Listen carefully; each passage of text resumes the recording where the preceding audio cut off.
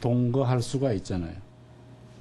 그거와 마찬가지로 암도 우리가 어느 적정한 정도의 그 볼륨이면은 우리 면역력, 우리의 저항력으로 적절히 억제하면서 그걸 같이 이제 공존하면서 살아가는 거죠. 우리의 몸속에선 매일 1000개 안팎의 암세포가 생겨난다. 하지만 백혈구와 같은 면역세포들이 이들의 증식을 억제하기 때문에 암세포는 이내 사라진다. 이미 암이 뿌리를 내렸다고 해도 마찬가지다. 시의적절한 치료와 면역력으로 암세포의 성장과 전이만 막을 수 있다면 암과의 공존은 얼마든지 가능하다.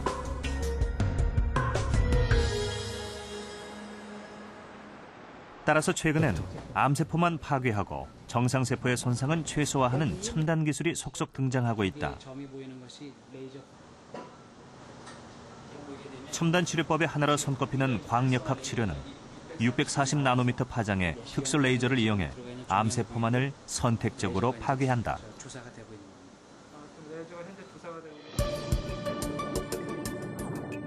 광역학 치료의 핵심은 광과민제. 환자는 시술 전 광과민제를 투여받는데 이는 정상세포에 아무런 영향을 주지 않는다. 그러나 암세포에는 이를 분해하는 효소가 없기 때문에 광과민제는 암세포에 그대로 축적되고 이후 레이저를 쏘이면 급격한 화학작용을 일으키며 암세포만 파괴한다. 초기 위암과 식도암, 담도암에 효과적인 치료법이다. 이 광과민제가 일정 시간이 되면 우리 몸에 축적되지 않고 완전 소멸되기 때문에 매번 치료하는 효과가 처음 치료한 초치료와 똑같은 효과를 갖기 때문에 환자에게 큰 무리가 가지 않습니다.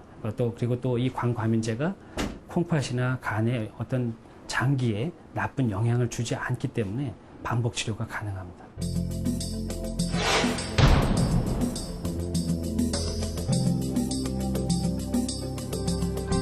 사기를 왜 말기라고 그래요? 지금 예를 들어서 제가 사기인데 뭐 보통 말기라고 뭐들 이야기를 하잖아요. 그 뭐 말기가 지금 뭐 6년 7년이 됐는데 뭐 사기라고 다 사기냐? 죽을 사자? 아니다. 사기지만 얼마든지 오기로 갈 수 있다. 우리가 그 눈에 안 보이는 우리가 현대의학에서 모르는 어떤 한계점 이상의 그 축복받는 오기가 있을 수 있기 때문에 나는 그리로 간다. 그러니까 희망이 있다. 말기암이라는 표현과 생존율은 의사들이 편의를 위해 만들어 놓은 통계에 불과하다. 이 교수나 이 교수를 찾아온 많은 환자들 역시 사기 암 환자지만 몇 년 이상씩 살아있다. 얼마나 심할 거냐. 암이 충분히 제거가 됐느냐. 암이 재발하면 치료하면 되고 또 치료될 수 있다.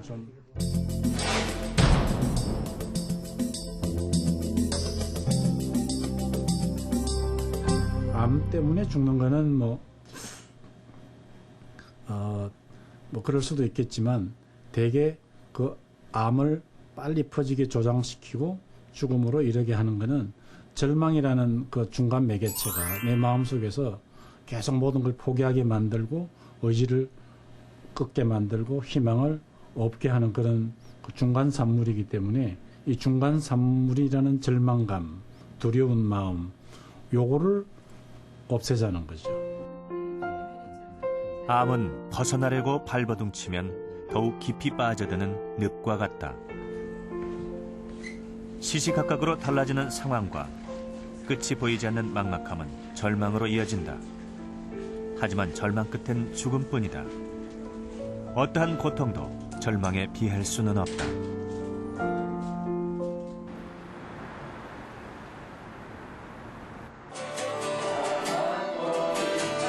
매주 목요일 오후 이희대 교수는 환자들과 함께 노래하고 기도하며 고민을 함께 나눈다.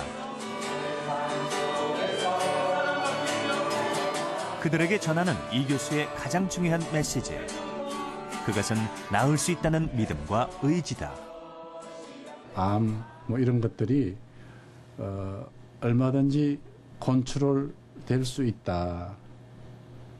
컨트롤 될 수 있기 때문에 우리가 끝없는 고통의 길로 그냥 끝까지 가는 게 아니라 조금만 어느 정도 순간 고생을 하면은 또 이제 햇빛 쪽으로 나와서 좋은 생명의 그 축복을 받을 수가 있고 다른 또 원인으로 인해서 다시 또 재발을 할 수 있으면은 그건 또 다른 제2의 터널로 들어갔다고 생각하는 거지.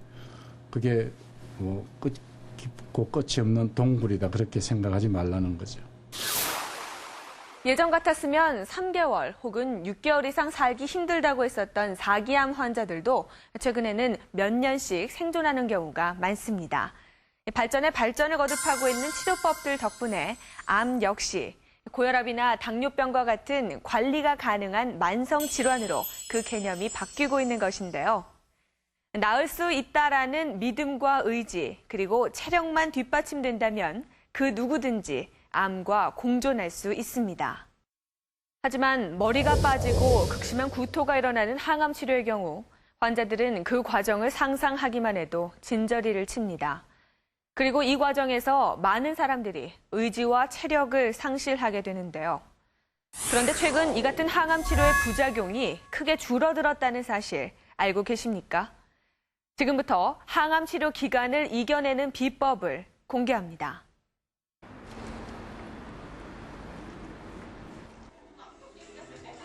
월요일 아침, 오늘도 자전거를 타며 하루를 시작한다. 70대 고령에도 대장암 수술과 연이은 항암 치료까지 모두 이겨낸 유계준 박사. 그는 가벼운 운동을 통해 장 건강을 다스린다. 아침상은 5색이 모두 들어간 채소와 과일로 채워진다. 식이섬유가 풍부한 사과와 고구마는 빠지지 않는 아침 메뉴다. 특히 고구마는 항암 효과가 있다고 해서 유 박사가 무척 즐기는 음식이다. 야채든 과일이든 가지수를 많이 하라 그랬거든요. 한 품종을 하지 말고 여러 가지로 한 끼에도. 날들어 의사도 암에 걸리느냐고 친구들이 놀릴 때 전 이런 이야기를 하죠. 내 의사 하는 대로 따라하지 마. 날 따라하지 마. 그러나 내 시킨 대로는 해.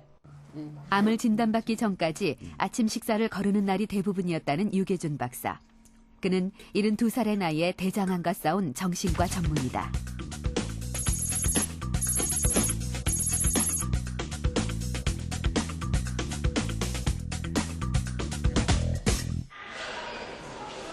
유 박사는 출퇴근길에 지하철을 이용할 만큼 걷는 것을 좋아한다. 부모나 형제 중에 암 환자도 없었고 밤새워 일을 해도 지치지 않았기에 체력을 자신했다.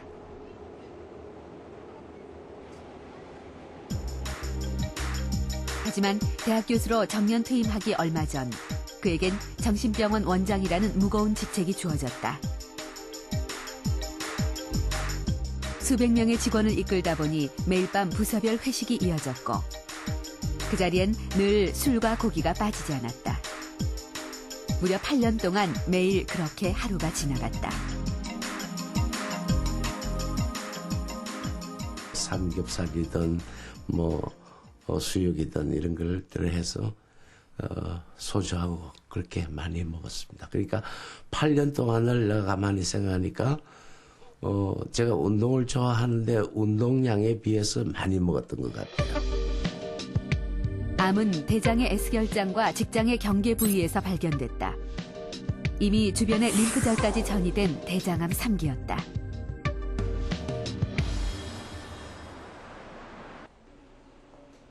올해로 수술을 받은 지 만 2년.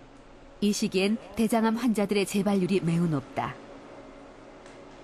따라서 유 박사는 전신의 암세포를 한 번에 검사하는 펫CT 촬영에 들어갔다. 미리 주사한 포도당에 대한 암세포의 반응을 측정하는 최첨단 검사다.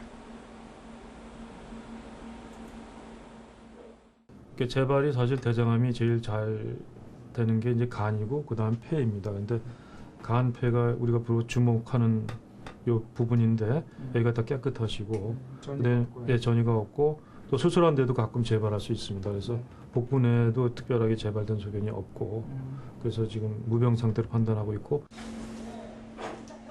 유 박사는 현재 건강이 달라진 생활 습관과